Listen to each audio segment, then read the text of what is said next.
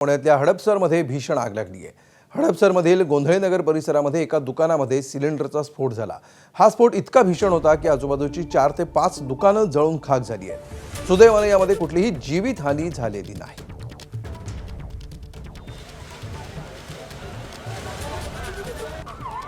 या आगीमध्ये सध्या 4 ते 5 दुकानं जळल्याचं कळतं आहे। अग्निशमन दलाने या ठिकाणी आग विझवण्याचे प्रयत्न सुरू केलेले आहेत। मात्र सिलेंडरचा स्फोट इतका भीषण होता की प्रचंड वेगाने ही आग भडकली आणि ही आग किती भीषण होती याची कल्पना या घटनेवरून कळू शकेल की एका दुकानात झालेल्या स्फोटामुळे आजूबाजूच्या दुकानं सुद्धा खाक झाली।